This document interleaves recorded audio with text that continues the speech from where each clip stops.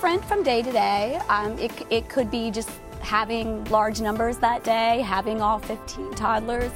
It's very different when you've got a room of 10 compared to a room of 15. If you're not feeling well that day, that can be very difficult. Sometimes if you have a staff member out and you have someone new in the room, that's definitely a stressor. We've come across some difficult parents in the past. That's definitely a stressor in this field. You know, you want to please and you want to work with those parents as a team, and sometimes that can be a little difficult. I think like any other teacher, you can become overwhelmed if a child is overwhelmed. That by far has been my biggest struggle as a teacher. But then you also have things like paperwork that you always have to get done by a certain time, and you know, things that people don't always see, parents don't see, or your supervisor might not see. Those are all stresses, but an overwhelmed child can make for an overwhelmed teacher. First of all, children are, no matter what age, I think, are always looking to either the older children or to the adults.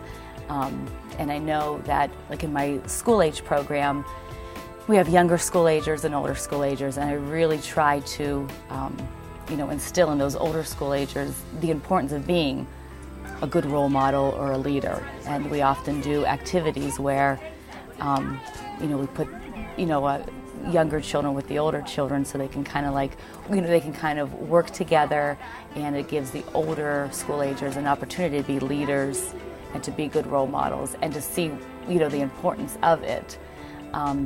I think that as a teacher and as a role model for my kids, I think it's just always watching what you're saying and your attitude, how you're acting towards them, and how your attitude towards them has a big influence on how their attitude is going to be back to you or to each other. Mainly behaviors for me. Cost management has not always been my strong point, but since I've started working here, I feel like it's gotten a lot better.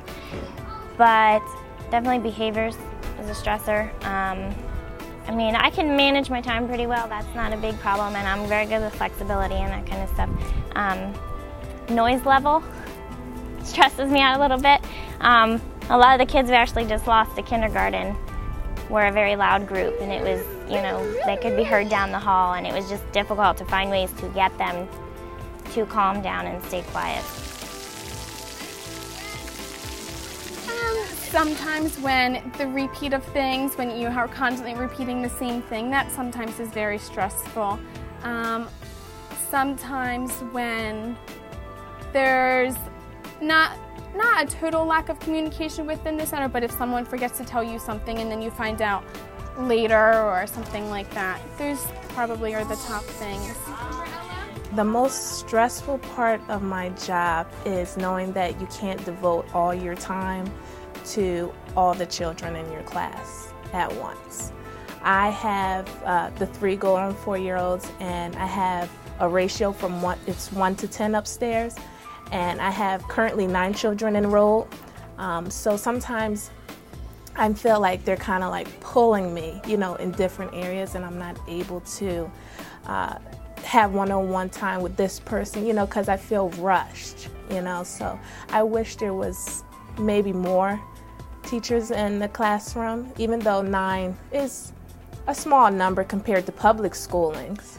But I think that children want that one-on-one time, and I wish I can give it to them. You're giving all day, and you can't not give. How could you?